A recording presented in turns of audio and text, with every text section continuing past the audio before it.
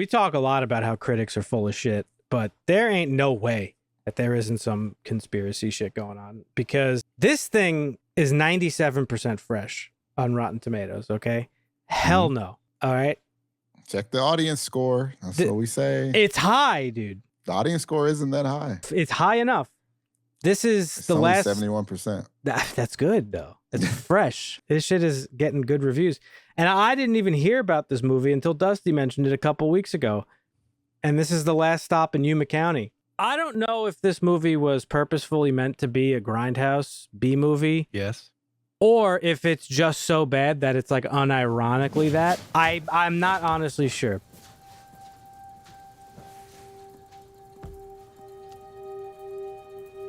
If you're lying to me, next time I won't let go. I'm not lying to you. If there was a main character, I guess you could say it's the knife salesman, played by Jim Cummings, who the movie opens with him. He's on a road trip selling cutlery, and he runs out of gas. The gas station attendant says, the gas truck's late. Go hang out in the diner. And Yeah, as it's more of a story about a place and all the people that just happen to be involved with it. And so there's a diner and a gas station, and that's about it.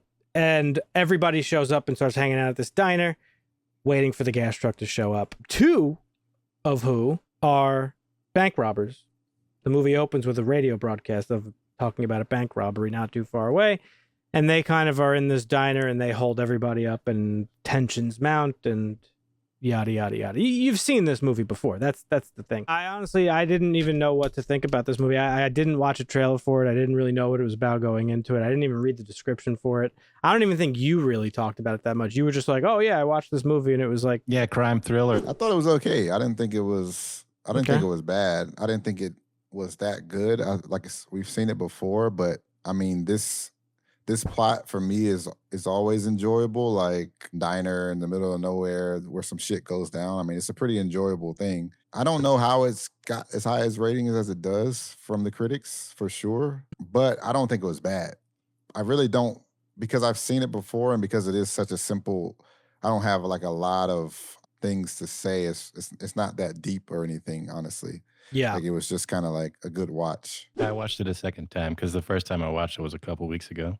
Did I need to watch it a second time? Well, I don't know. Maybe just to see if I miss anything, which I don't think I really did, because the pacing is very slow. You're just kind of growing through the paces, and it is a grind, but it's like a thoughtful violent Murphy's Law, I think, tale, and that's really all it serves to tell the audience is, best laid plans, shit goes wrong, shit can go really wrong. I thought it was well acted. I thought they all played their parts just fine, and there were some hilarious scenes. And I really don't know if I liked it or not. On one hand, it's literally like a dollar store Quentin Tarantino movie. Like that's what it feels like. That's my first. Yeah, I mean, like the Mexican standoff scene was hilarious, and then just like bang, oh shit. He's like, what the fuck? Everybody's got a gun around here. Like, yeah, no shit, motherfucker. You're out in the middle of nowhere, and this time period.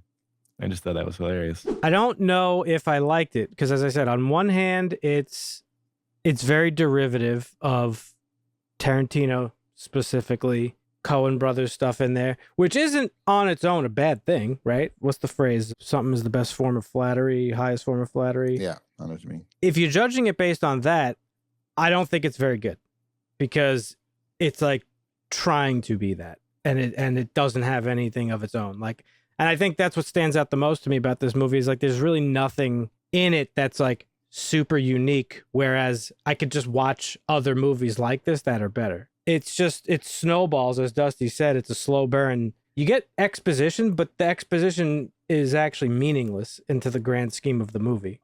The only exposition that you get is really about her. And then spoilers, after the Mexican standoff, like, she dies. Mm-hmm. Yeah.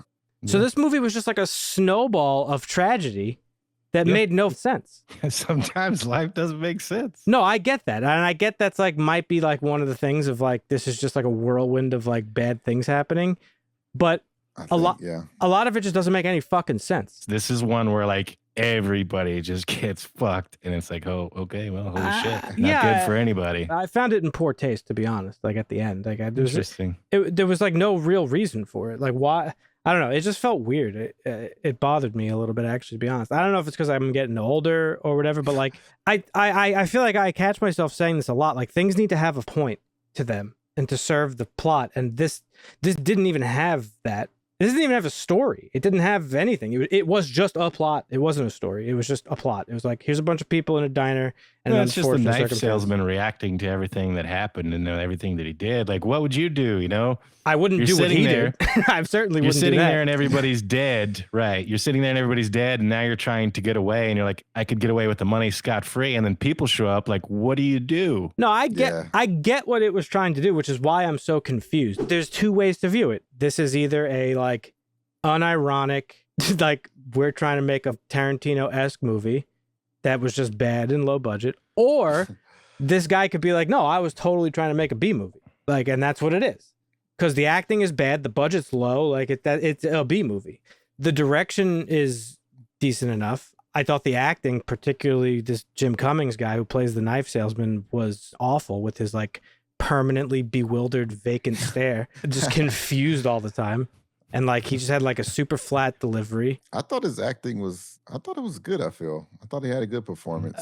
Maybe not when he was like blankly staring and that, but like the second half, where shit started to pop off, I felt like it was pretty good. Yeah. I thought the acting was pretty good overall in the movie. I think some of the dialogue could have had, left something to be desired. But like I said, I watched it a second time and realized I probably didn't need to. I could have watched this one time and enjoyed it for what it was and never think about it or watch it again. It's not like... That's where I am. But I still thought it was a good movie. I enjoyed it. Yeah, I would recommend you watch it if you don't have anything to do and you want... Like, what do I watch? Yeah, I think it's worth a watch. I think visually it was good. There's some good directing, good cinematography. I think the set was really well done. Yeah. I liked the setting. There's too much of it that I didn't like.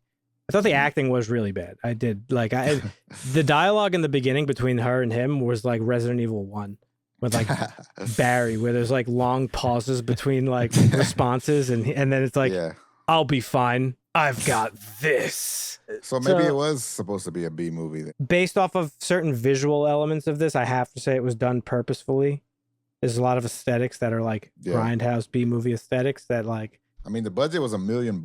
Yeah. Did he go in and say like, yo, be cheesy, like act campy? Maybe. I don't know if he did. But even if it was, this is why I am pretty sure I didn't enjoy it, is because even if it was intentionally a B movie, I still don't think it did a lot of things well. Another movie that's intentionally B movie, I talked about it recently with a friend of mine, Eli Roth's movie Cabin Fever. Have either of you ever seen that? Yeah. Is that from like early years 2000s? Ago? Yeah, I've seen that. They get the like flesh-eating virus with that. Yep. Yeah. It's not a good movie, but it is intentionally not good. Yeah. Because it is copying those campy, low-budget B horror movies of the 70s and 60s. But I enjoy that movie. That movie has a lot of tension. It's disgusting. It freaked me the fuck out for years. Yeah. Like, I was afraid to drink tap water for a while after watching that. Not afraid, but like, I thought about that movie every time. Right. This didn't really do any of those things to me. Like, I watched it, it's over, it's done with. I wasn't really left feeling anything about it. Yeah. I want to talk about the ending. I really found that in poor taste. I don't know about you guys, if you guys even thought about it more than once or twice, but like the fact that, okay, he gets into a scuffle, accidentally kills this woman. Yep. Then he gets attacked by her husband and in self-defense beats the shit out of him with a tire iron, kills him. Mm-hmm. And then as he's about to flee the scene, he hears a baby crying in the car, realizing that they had a baby. Yeah. And then he leaves the baby behind. Yep. It just seemed overly like cruel to me. He was. I mean, he was committed at that point. Well, he was committed and scared. Like he was already in too deep, and he didn't also want to be. He became the villain.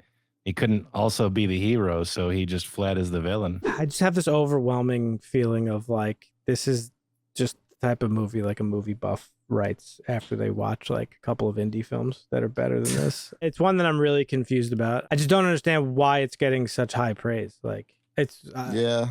That's a little weird to me. Like, if you guys say, like, oh, like, Marvin, I totally get where you're coming from. You're like, yeah, no, it wasn't that great, but I enjoyed it. Like, it is what it is. It's just like a shootout happened and, like, yeah, kind of cool. Yeah. Dusty's kind of saying the same thing. Like, yeah, it is what it is. There's motherfuckers out here, like... This is like, peak cinema. I felt just nothing. afterwards, except for the thing with the parents. I think just shooting new parents with a baby in the car is like, I don't think that has any value other than to create just awfulness for the sake of it. That's really what that felt like to me. It's like, that's the only sense that I got, is he constantly escalates the violence, I guess, or whatever you want to call it. And that's like the culmination of it, where it's like, wow, how much worse can you get? It's like, you killed new parents and then you leave the baby behind. It just felt very like arbitrary to me. Because you don't even need that scene. Why do you need that scene? You could have skipped that and then got to the sheriff tracking him down and stuff. Like, he could have just left the diner and we get to that scene with the sheriff earlier, like a whole 15 minutes earlier. Right. So yeah, there's also the ineptness of the young aspiring cop who wants nothing to impress his boss, but doesn't really pay enough attention to do his own job to save everybody's lives. Like, I felt bad for the sheriff after all that shit happened, because I was like, yeah, that rookie fucked everything up, man. That's true. Yeah. Normally those things don't bother me, but there's just a lot of like logical leaps that I have to make to go through the plot of this. It's just way too many. And had the movie done a little bit more, I would have been on board. But like, it's just, I didn't hate it. It's just, I didn't like it really. It's hard to it's really supposed say. To be that kind of movie that makes you feel icky and like, What I'm talking about with the couple at the end is not a feeling. I just think it was pointless. That's why I'm confused. It's like, either you have an ode to Tarantino that's like derivative and not great, good job, nice try, or you have like, no, I'm doing this thing that's like clearly inspired by Tarantino, but I'm also making it bad on purpose because I like B movies and I want to celebrate B movies. But I don't know if that's what it did. I don't know. I just don't know. I just know that I wasn't a huge fan of it. But I do know critics adore it, as usual, because they love movies like this. Filmmaker's going to pat himself on the back, and I'm left here wondering why. It's got a 6.9 on IMDb. What would you guys give it? It's right there. It's a 7. Yeah. Really? You're going to go that high with it? 7 for me is like right above mid, really. What about you, Dusty?